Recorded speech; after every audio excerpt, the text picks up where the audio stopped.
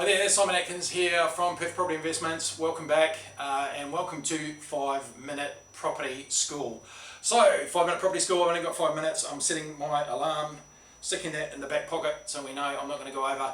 So, today we're going to be talking about what type of property to buy. So, it's to understand that we have to understand the fundamentals of property investing. Don't have time to go into all of that, but what I will say is time is a critical component of that, okay? Because time gives you the compounding. That's the magic force that Einstein talked about, the compound, like the snowball going down the hill. That's how you ultimately get to a place where you can create $1 million or more in a year because the snowball's got so big, all right? So you want to access compounding, and you do that by using time. So ultimately, when you're investing in property, you're buying time. So we need, if we think about it like that, we need strong cash flows, all right? You need a property investment that has strong cash flows. That means strong rental return, strong depreciation, and strong tax benefits, all right? Because it's really, ultimately, you've got to be looking at it as a cash flow box, like a little business, all right? So that cash flow box needs to be paying you so that you can hold on to it over time. If you can't do that, then it's pointless. So the first couple of, if we get out of the way here of the whiteboard, the first couple of things here are time and cash flow. Time, we need to access time, and cash flow will give us that, all right?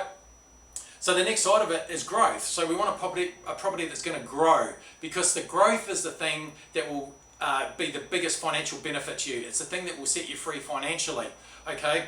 So as I showed in the previous video, you want to be accessing the growth. Now, that means not investing in small towns or mining towns. You don't want to be going down that track because it's fool's gold. What a lot of people will do is they go into small towns because they see maybe a wheat belt town or something like that, where they get very, very cheap property price and they're getting a strong rent return.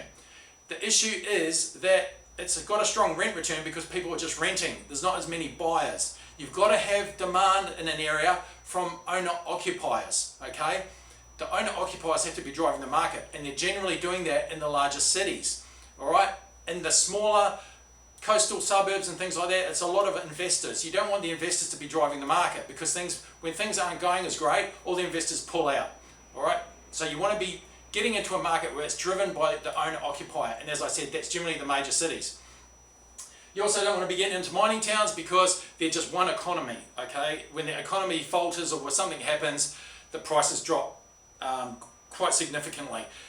The other side of it is the mining towns can seem quite attractive because of the very high rent returns that you're getting, but they're all they're bellied like commercial property would be.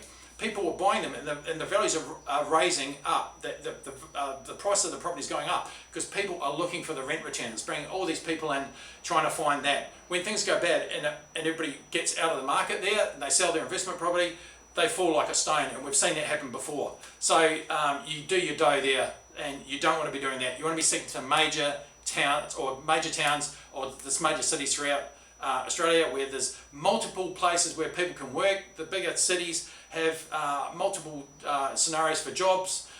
People come into work, they buy owner-occupier houses, and they live there, and that's what you want driving the market. So you need the two sides of the property equation. You want the cash flow and you want the growth, and that's what you need to be looking at. Don't get caught at the fool's gold with going to smaller towns or mining towns, okay?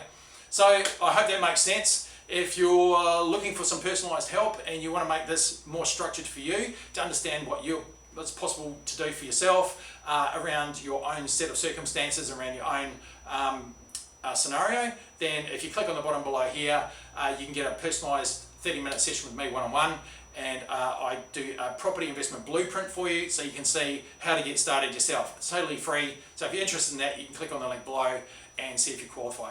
All right, that's it for today.